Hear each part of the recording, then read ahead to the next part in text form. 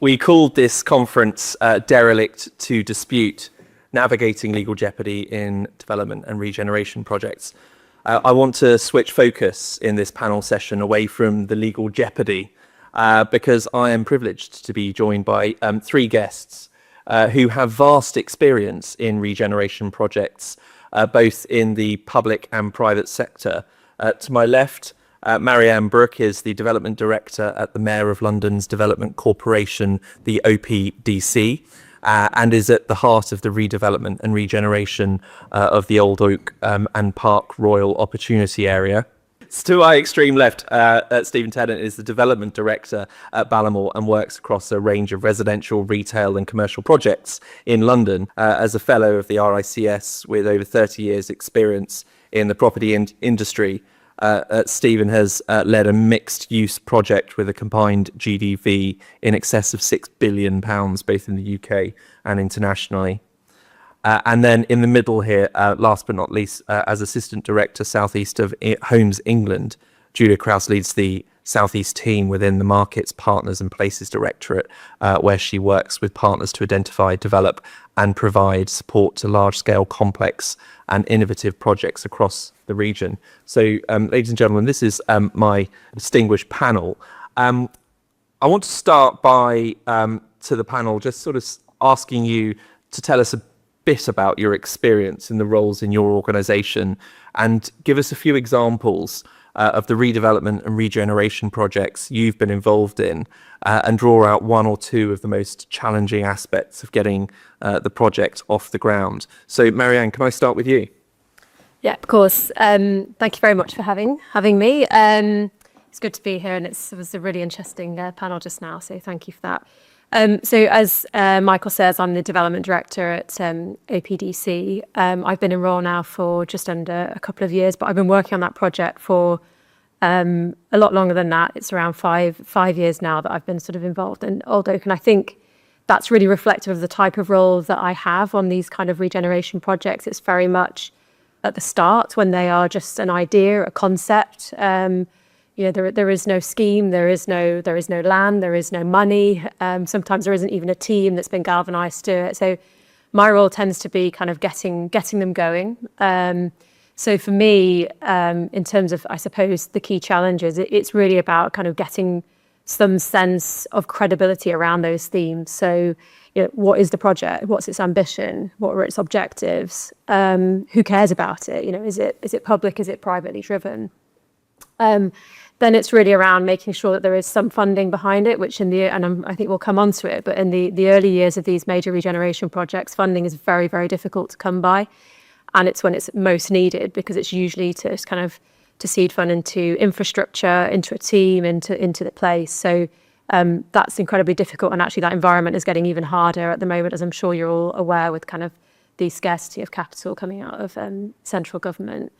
And then another area which I think, and I'm taking this at quite a strategic level, because I'm sure Steve and Julia will have some more detailed experience around it, but actually the people, getting the right people together to get these projects off the ground is really important. And within our industry, there's a lot of people who work in real estate, but there are not a lot of people who really understand how to drive forward a complex project that is multidisciplinary and it has a complex framework of challenges that you're dealing with. So getting the right people in place at the start, I think, is a real challenge. And we're seeing a real dearth of kind of genuine regeneration experience at the moment. So the money, the people, and kind of I suppose galvanizing around a project is quite challenging. But that's the area that I tend to work in. That's my role at Old Oak at the moment. And for those that don't know what you're doing at Old Oak, what is it that you're trying to achieve? So it's an opportunity area. It's in northwest London. It's actually, no one really knows where Old Oak is, which is its biggest challenge, is trying to get it on the map. So it's northwest London. It's actually where the interim terminus for the new HS2 line will be. So eventually that will go to Euston, but it will stop at Old Oak for quite a long time. And it's an area that has about 70 acres of public land, currently in disparate public land ownership. One of my jobs is to try and pull that together in a single land pooling agreement. We'll have around 8,000 new homes, 2 million square feet of new workspace, office space, which will result in about 11,000 new jobs. So So it's a major regeneration project. And my job really is kind of, I suppose, to be that, to steward the change for that place, which at the moment is a very deprived part of London. 40% of children in our area live in poverty. So it's really important that we effect some change there. Julia? You've stolen some of my lines there, actually, Marianne, because I think, you are so right in a lot of what you've just said. I mean, my role is really wide-reaching. So I cover a region. I actually don't cover London, which is the first time in my career I haven't covered London, but I cover everything around London, over to the coast and the east and south, up to Northamptonshire and over to sort of Oxfordshire, Berkshire, Hampshire. So it is a huge region, and it is an extremely diverse region. So the question of, what are the challenges ranges massively to places that are really London satellites and are directly affected by some of the social challenges and some of what's going on in London, and places that are very much, self-sufficient and looking to other regions of the UK. So it's an incredibly varied role. And some of what I do is very much focused around regeneration. Some of it's new settlements and strategic growth as well. But I think one of the most consistent things I see everywhere is, if you've got that vision, if you've got a team of people in place who really understand where they're trying to get to, even if it's a really early stage, it is so important. And actually, amongst other things, one of the things myself and my team do is put in seed funding to projects where the project needs a bit of definition. It's not quite there yet, and I'm sure some of your early days in Old Oak were like that. You're not quite sure what shape it's taking, but there's an ambition and there's a vision, at least at a high level, that there's something really good here and there's something that needs to be driven, and we need to find a way of helping it. And so sometimes at a really early stage, that's about brokerage. It's about connecting across government. It's about providing some of our own time and our own resource. So yes, there's the money and yes, there's the funding, but sometimes it's time, sometimes it's convening, sometimes it's connecting. We've got some of our partners which we just join, often local authorities, where we're joining up those conversations, because no two places are the same, but there's a lot of consistency in some of the challenges that they have in sort of getting those types of projects off the ground. And it's quite hard in that frame to pick up on one project. I mean, one of the projects I picked up really early on in my days at the agency, I've been at the agency, just over 18 months now, was a project up in Norwich where it did have infrastructure funding, and just the developer had walked away. It just didn't look like it was going to succeed.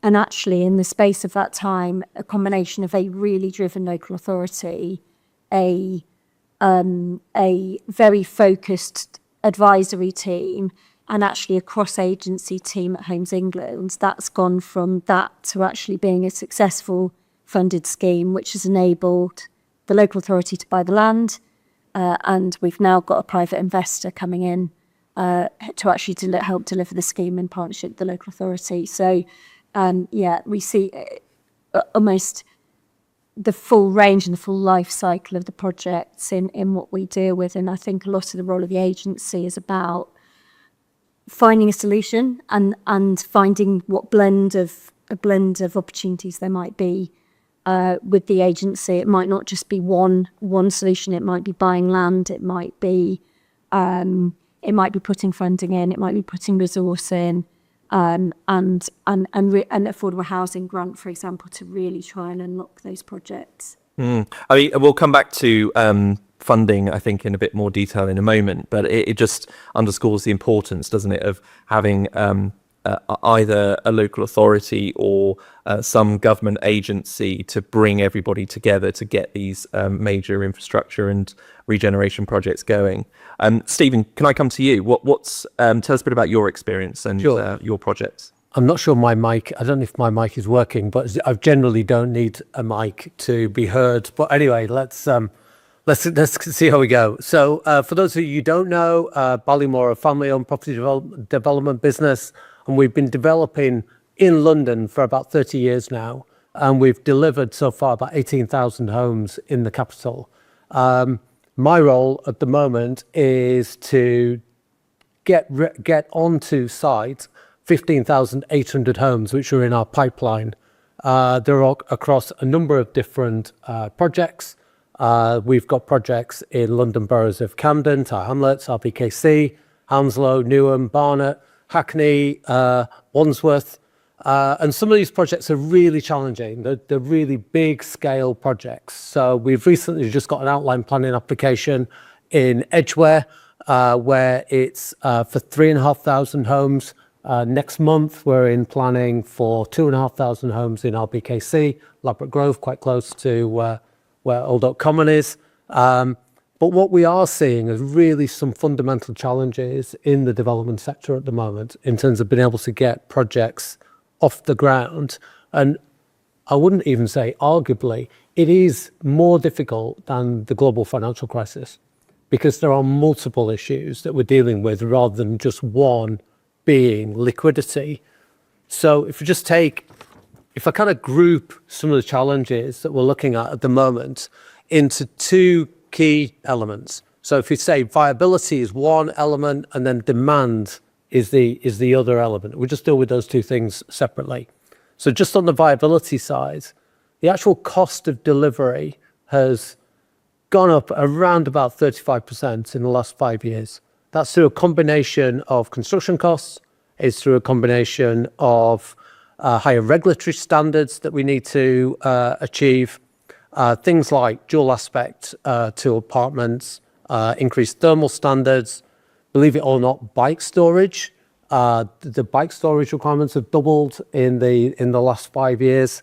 Requirements around communal energy centres and other second staircases, which is well documented around, and also other fire safety measures. They've all increased the cost of just the pure cost of hard cost delivery. Secondly, if you consider taxes and taxation, for instance, we've recently had introduced the residential property developers tax. There's the building safety levy that's recently been introduced, additional section 106 requirements, local sale increases. They've all gone towards making the cost of delivery of residential property that much harder. And this is all at a time when we're trying to deliver 1.5 million homes. Marginal corporation tax on residential property development is 32% versus obviously the normal, if we were building an office, if we were building a data center, that will be at 25%. It's almost a disincentive when there are choices to make where you could deliver on a particular site an office versus residential or a hotel or even some student accommodation.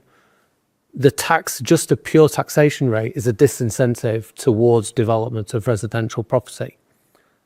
Thirdly, in terms of we are starting to get a little bit on the soapbox now around, if I haven't already done that, around viability review mechanisms.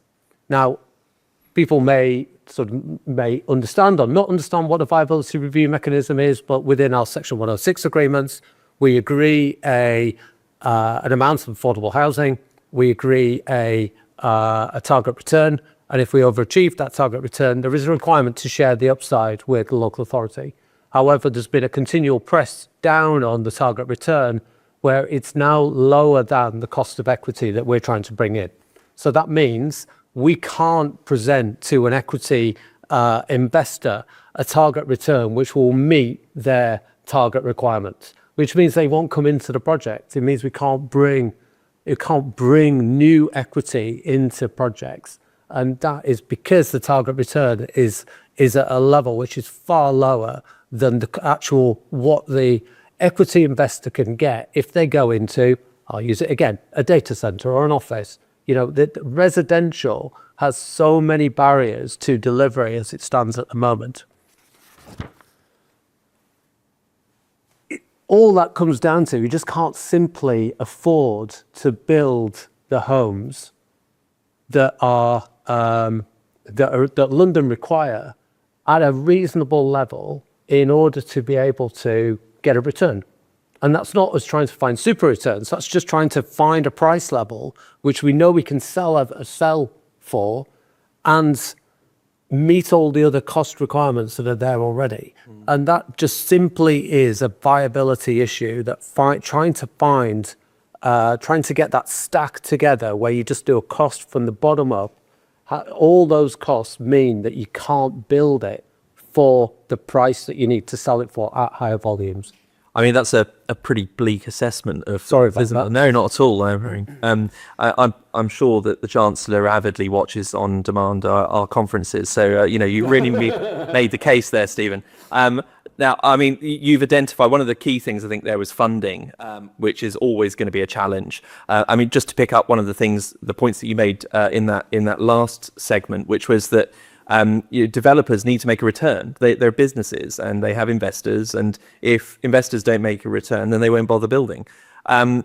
So funding's always a challenge, and we've seen that in our conference earlier with insolvency. It's often a roadblock to development for small or even large developers. We've seen a lot of large developers go under in recent years. What difficulties, if any, are developers facing, and indeed development corporations facing raising necessary finance to commence development? Marianne? Well, I suppose I can tackle that from the public side. So, because I'm not sitting in the same seat as Stevan in terms of what the kind of finance we need to bring in, because this is all about establishing the project and gearing up for the partnership with the private sector. But one of my roles is to ensure that we do everything we can as a development corporation to set our regen project on the right footing, and that means securing public funding.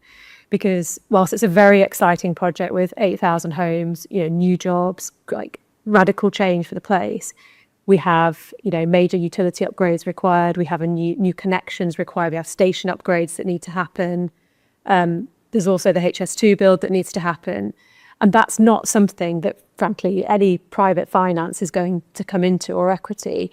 It requires public intervention. And making the case for that is very difficult, because it has to be fair, it has to be just, it has to have economic benefits. And that can be quite challenging to prove. But at Old Oak, we've been reasonably successful so far. So, we've managed to secure funding to acquire private land to consolidate the public interest to make sure that we can build out the project.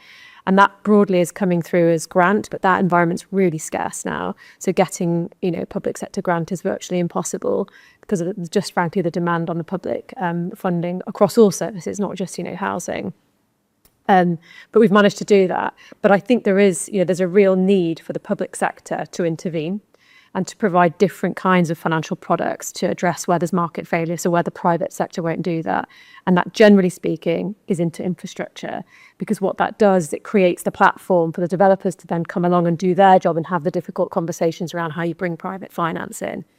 And I think really making the case for public funding is all about thinking about the economic and social benefit that we're driving for the project, and thinking about housing particularly as a piece of infrastructure. It's not something that will just, as Steve's just outlined very comprehensively, it doesn't work anymore in just leaving the private sector to do it. Government, and the public sector needs to treat it as a piece of infrastructure that has to be supported and delivered. So, bringing in grant, bringing in even public finance and debt into projects, but also coupling that with the affordable housing grant, which is a very difficult environment at the moment. So we've done reasonably well as a project, but we're a large project. It's high profile. It's an opportunity area. There's a radical amount of change we can make. So the case is there. But I think in other parts, I'm sure Gio has much more experience with this, other parts of the country, it's very difficult to demonstrate that it's worth, this pound going to this city rather than another one. So, difficult, but it's all about the social and economic benefit that's driven from the public investment. And Julia, how do you find it in other parts of the country outside of London, as Marianne was saying, to secure that funding? And what is it that Homes England is doing to help with the funding of regeneration projects? Well, I mean, if I start with what is happening, I mean, in London, we're starting to look more creatively about the blend of funding. So if you look at, say, Barking Riverside, that was a blended loan and grant, which made the project, unlocked that project. Elsewhere in the project, we've got what we call multi-interventions, effectively lots of different interventions from the agency in places like Sheffield. in places like Liverpool and elsewhere. And we've got places where we're part of the delivery. So something like York Central, where you've got a huge brownfield site adjacent to the station, and a public-private partnership with Homes England Network Rail and the private sector to really drive that delivery and deliver the infrastructure early. So if anyone goes anywhere near York, you know, that is very much on site and happening, and that place shaping is happening as well. And I think that, I mean, probably not to run into the whys and wherefores of public sector business cases, but actually the recognition through the spending review in the need for the agency to be agile in how it deploys its funding was really clear, and is really clear in the settlement that we've had. So we've obviously got a very big affordable housing programme settlement. There's quite a chunk of that's coming to London, but there is a lot that sits with the agency. We have a new chief investment officer who started last week, Simon Century, who's come in from L&G, and he's amongst other things involved in setting up the National Housing Bank as well, and that is looking at exactly, you know, how does the public sector support that unlocking infrastructure financing. We're looking forward to that. And I think and for me, no one size fits all. But also that blend of different interventions, I think, is coming more and more to the fore. Yeah. And Stevan, you gave us a whole raft of pressures on private developers there. Can I ask you to tell us a bit about what the Building Safety Act is doing to perhaps exacerbate those pressures, if that's a fair assessment? Sigh. I mean, the Building Safety Act is probably coming at a really difficult time. You know, it's at a time when we're trying to deliver as many homes as possible, and you have a very new agency now dealing with a very, very complicated requirement, and we support what they're trying to achieve. Must make that before I say everything else I'm about to say. I have to say, I really do support the reasons what they're trying to do and how they're trying. Maybe not necessarily how they're trying to do it, but I certainly support the motives behind what they're trying to do. And we as the development industry recognise that there was a need for change. So I think the biggest issue that we found is uncertainty. It's just thrown a whole new level of uncertainty into the process. So we were an early applicant at one of our projects called the Brentford project. It took 65 weeks to get through Gateway 2, 65 weeks. And at that time, we were told it could be 12 weeks, and then it might be a bit longer, then it might be a bit longer. And the issue we had from our side was that we were holding staff. You know, so we were actually holding a team during that period where, you know, we don't want to kind of get Gateway 2 and then suddenly go, okay, what we're now going to do, okay, we now need to recruit the staff, and we need to get all the trade contractors on board. So because of that uncertainty, it cost us well over £1 million just holding the staff alone, just to make sure that actually when Gateway 2 did come through, we were able then to kind of kick on. But that uncertainty has caused issues now with some of our financing arrangements, or with if you're seeking to find a registered provider or a build-to-rent operator. So what we now find is that most of those agencies, banks, I'd say even Homes England, related to not necessarily directly, but certainly the GLA, when we were applying for grant for one of our projects, the first question they asked us was, do you have Gateway 2? So essentially, same with the banks. The banks are saying, where are you in the Gateway 2 process? It's essentially become the new planning permission. So where we used to have that great kind of, hooray, we've got a project, we can roll, get straight onto site, we now know we've got a whole new set of requirements that need to be done before we can genuinely say, okay, we've now got a live project. And that is incredibly difficult to deal with. And there are unintended consequences that I think have come out of that. So if you take, I've done a little study which takes a typical very small project of a ground plus 5-story building, which isn't covered by the gateway process. So ground plus 5, under 18 metres, not covered by the gateway process. And a ground plus 6-story building is covered by the gateway process. So just taking those two projects separately, I'll give you 3 stats that are different about those projects. So number one, it needs 60% more equity to get the ground plus 6-story started versus the ground plus 5-story. It has a dramatically lower return. It goes from a 15% return to a 5% return. But I think most telling is that it takes 75 weeks longer to deliver the ground plus 6-story building versus the ground plus 5-story building. It's such an enormous cliff edge because of the amount of design work that you have to do before you can make your Gateway 2 application, then go through the Gateway 2 application. It just adds all that time to the process, and that's where the cost comes in, and that's where the kind of lower return on capital is being driven. And the unintended consequence, of course, is we now design projects to avoid Gateway 2, which is absolutely nuts that actually urban design now is reacting to a gateway process, not to how we should be best using land. So we look at a project now and go, unless we can build ground plus 11, 12, 13, 15, actually we're going to build ground plus 5. Yeah, because you're not going to, no rational developer is going to go above and put that extra effort. And it comes again back to the point you were making, I think, in answer to my first question about returns. When you have that huge drop of 15% down to 5%, people start thinking, is it worth it? I mean, my own developer clients, I'm sure those here today will share these experiences as well. My own developer clients are finding that the cost of finance, just holding that property whilst they're waiting for approval from the regulator, means the difference between a successful project or insolvency. And you don't even find often that banks are stepping in because they don't want the problem either. So all that's happening is that the developer is building up more and more debt in servicing, or interest in servicing that interest over a long period of time. People start then to think, is this worth it? I think there's also what we aren't seeing yet, or we're seeing some examples of this, but I'd say not properly, Gateway 3.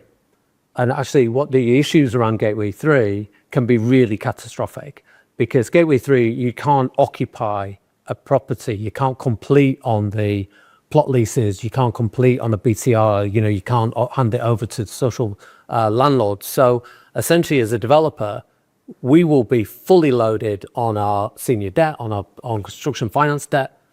And if we can't hand that building over efficiently, that will be catastrophic. So we think it's about 1% per month that the profit reduces by. So that's going from targeting 15% down to 14%, down to 13%, down to every month that you're held in the gateway process, in that Gateway 3. Soon under the water. Yeah. You're soon under the water. Marianne? I mean, and don't forget we've got a housing crisis. So the fact that this is holding up, nearly every development is a real problem. There's some really kind of quite scary statistics actually that came out over the summer in terms of the number of housing starts in London over the last year. It has dropped radically. So we are getting no closer to being able to solve, some of the fundamental issues that we have within big cities and acutely in London, which is there are insufficient homes, they are unaffordable, and everything is held up either in planning or through this kind of gateway process. I like to be hopeful about it. Our project at Old Oak is we're some years off start. We're in the early stages of it, and I'm hopeful that actually a lot of the challenges that Stevan and other kind of organisations such as Ballymore are currently going through, that actually we will have driven through that and that will come out of change, because I think the government is recognising the fact that this is a massive problem that they have to do something about. I'm sure Homes England are aligned with that.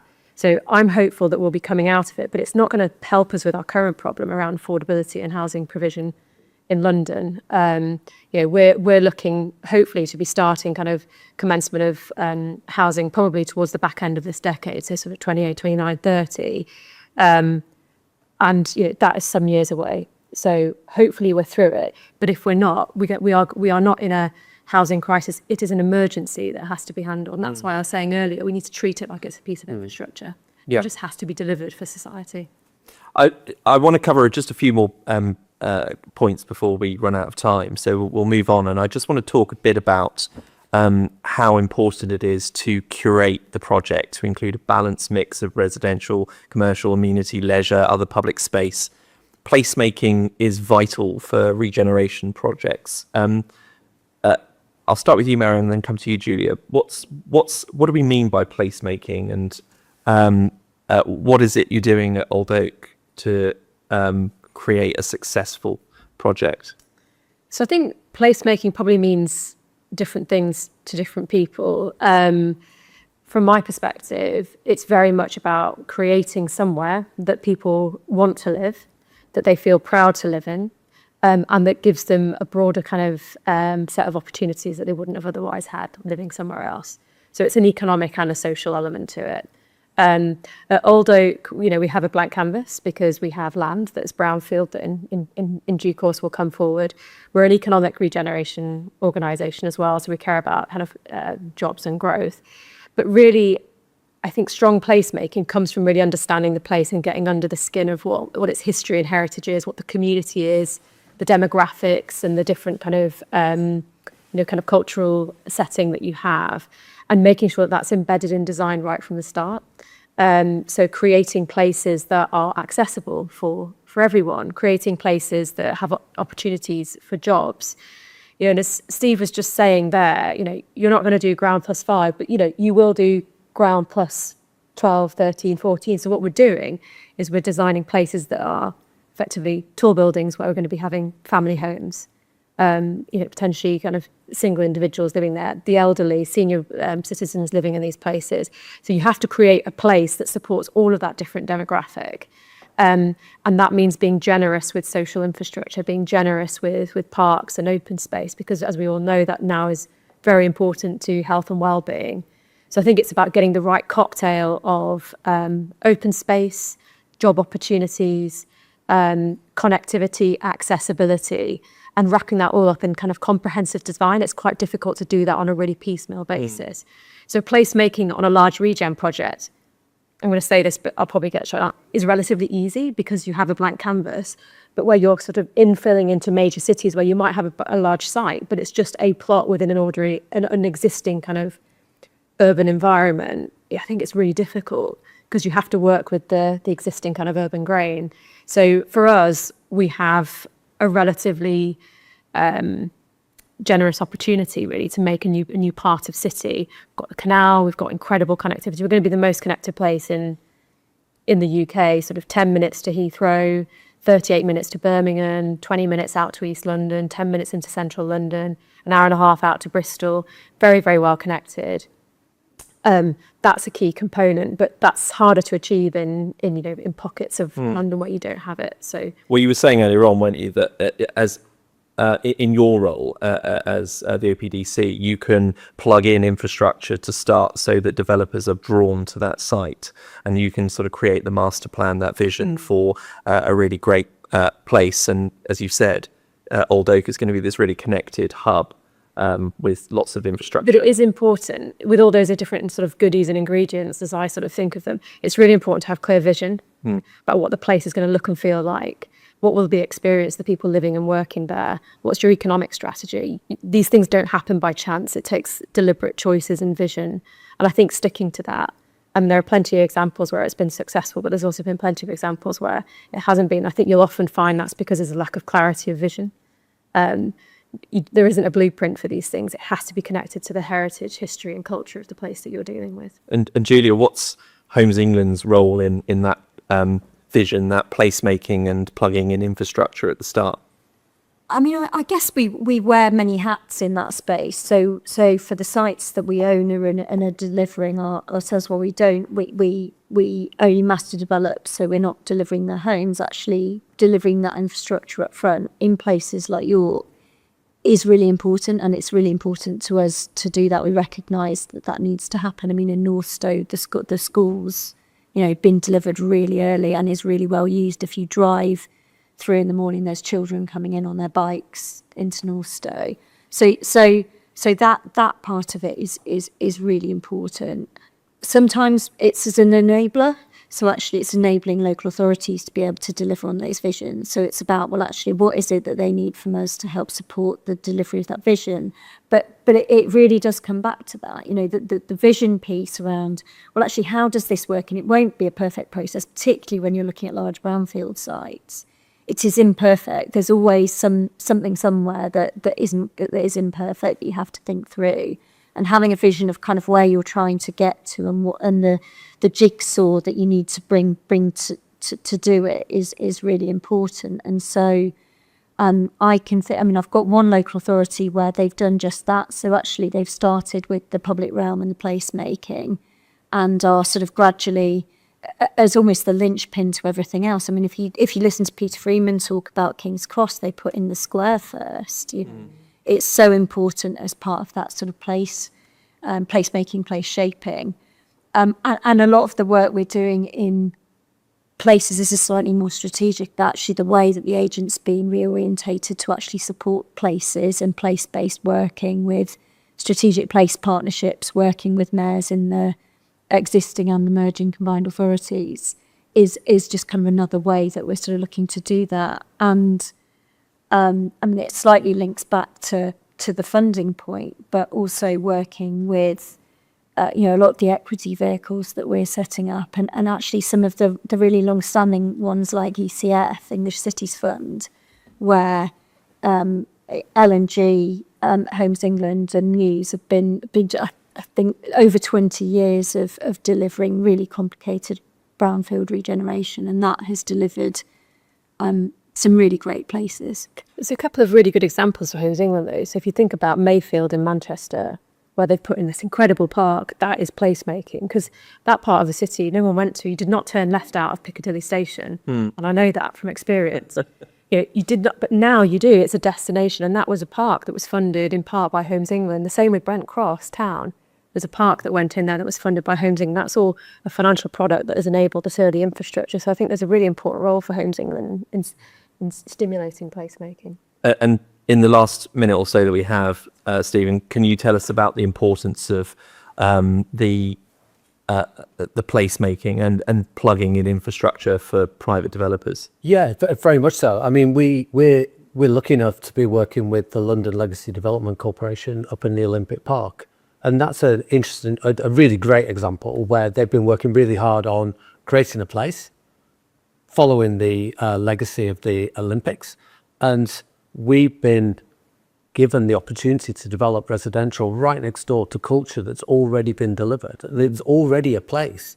And we're just coming along. That's the sort of thing that we would normally have to go and do, is we would have to go and find that cultural partner, put the cultural partner in, kind of sell a dream to people. There's no dreams needing to be sold in the Olympic Park. It is exactly what it's going to be. This is shovel ready now for us just to drop straight into and start to develop. So I think that's a really great example of where the infrastructure is already there for us, ready to go, and we almost just come along, plug straight in, get going. Well, thank you, all of you, for that really fascinating insight into your roles in making places and regeneration projects. Would you show our guests a round of applause?